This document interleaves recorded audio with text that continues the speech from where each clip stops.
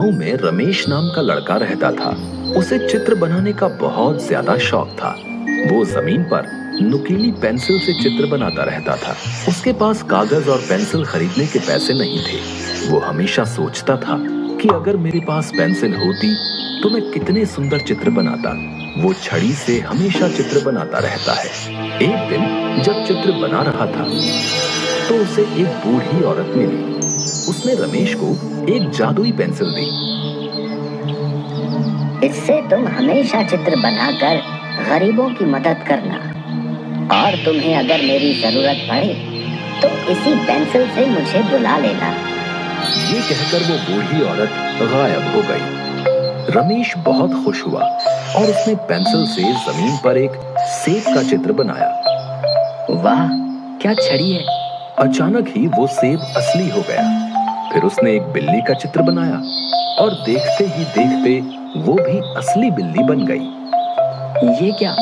ये तो एक जादुई पेंसिल है। बहुत बहुत शुक्रिया बूढ़ी अम्मा, आपकी ये बात मैं हमेशा याद रखूंगा। अब रमेश ने फलों की टोकरी बनाई और वो भी देखते देखते असली बन गई। और उसने गांव के बच्चों के लिए कपड़े, किताबें, अनाज आदि चीजें बनाई।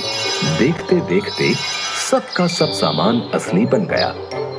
रमेश गरीब किसानों को जो भी चाहिए होता था बना कर दे देता था।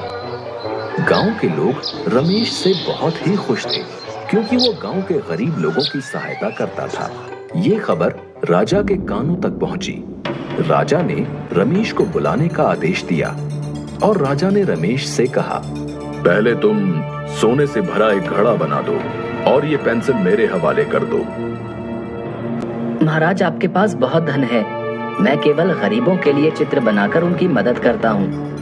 राजा को गुस्सा आ गया और राजा ने सैनिकों को आदेश देकर रमेश से पेंसिल ली और वो खुद से सोने से भरा घड़ा बनाने लगा।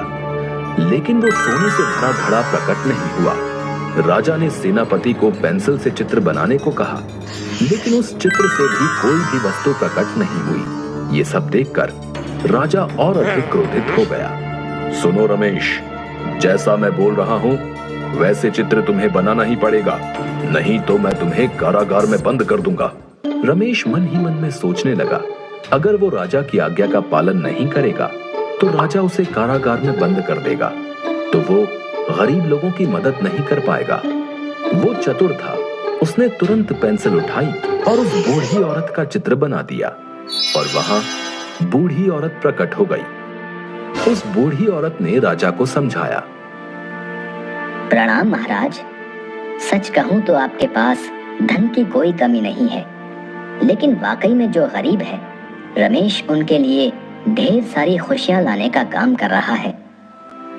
आपने उससे ये पेंसिल छीन ली, लेकिन ये आपकी इच्छा अनुसार कोई काम नहीं कर पाई और न ही किसी और के हाथों से उस चित्र में जान आएगी। रमेश के काम के प्रति लगन और उसकी ईमानदारी देख के ही उसे ये पेंसिल मिली है। राजा को अपनी गलती का एहसास हो गया और राजा ने रमेश और बूढ़ी औरत से माफी मांगी और फिर बूढ़ी औरत वहां से गायब हो गई। राजा ने रमेश का सम्मान किया